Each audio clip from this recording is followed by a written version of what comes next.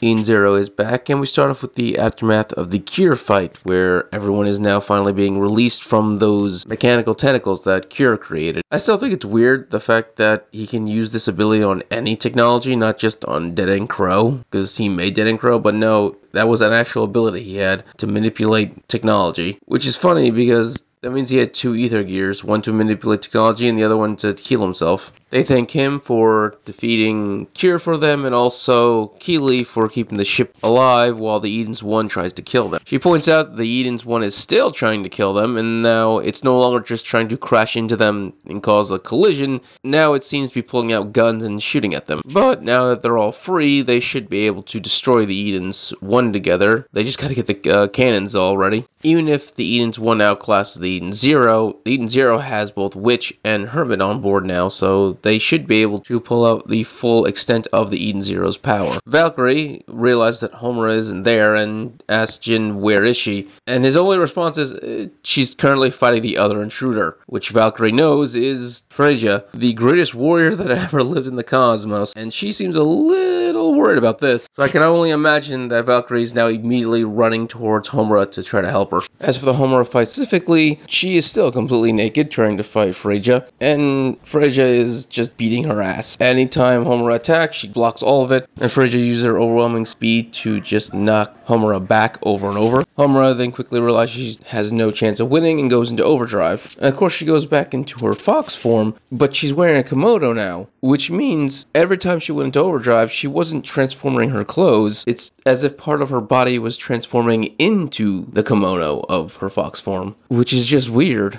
Either that or her overdrive caused her ether to form into clothing for her. Either way, she just manifests clothes anytime she wants. Fria then starts to compliment Homura, saying that she's surprised there's even warriors left like her in the universe, which means she's actually beginning to be entertained by this fight. She has no fear of losing this fight, but she is being entertained by it. And I'm going to assume this is where we catch up to the present, because that's when the bullets from the Eden's One start pelting the Eden's Zero. Homura is confused because obviously Fria is still inside, and she questions if the Eden's One even knows that. And no, it does. It 100% knows that its allies are currently in the Eden Zero. And Fria is completely okay with that because apparently she wants to die. Apparently she's gone bored of the cosmoses, constantly fighting opponents that aren't worth her time, who bring her nothing but boredom over and over again. So basically she wants to end her life, but she also wants to end her life with a powerful warrior doing it. Originally she wanted Void to do it, because she acknowledges Void to be more powerful than her, but she says that he's a man at a time, which we already knew about, and so the idea of fighting someone 20,000 years in the future who really doesn't have a place in their time just feels empty to her, and so she wants to be killed by something that exists in their time, that was born in their time, and that would be the Eden's One. So she acknowledges the Eden's One as a worthy warrior, I guess. I don't know why she would think that. It hasn't really done anything other than just collect people to enslave. Well, androids to enslave. I don't understand how it proved itself as a worthy warrior. I honestly don't recall it fighting anyone, so I don't understand how it could be classified as a warrior, but alright. Then Homura points out, well, if all you want is to die, then just leave our ship and have the Eden's One kill you then. We don't have to die with you. And Fria admits that there's logic behind that, except for the fact that she's fighting Homura now. While she doesn't consider Homura a worthy opponent to kill her,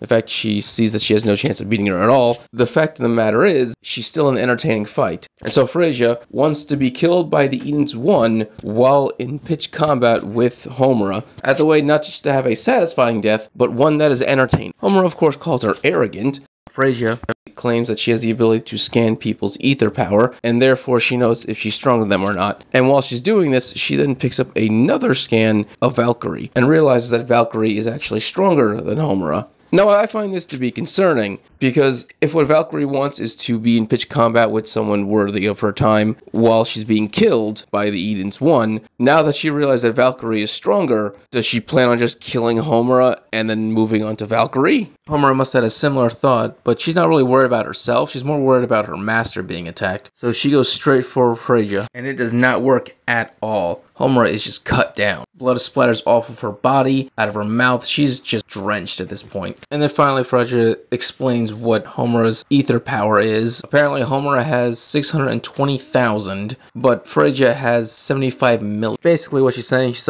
over 120,000 times stronger than Homura.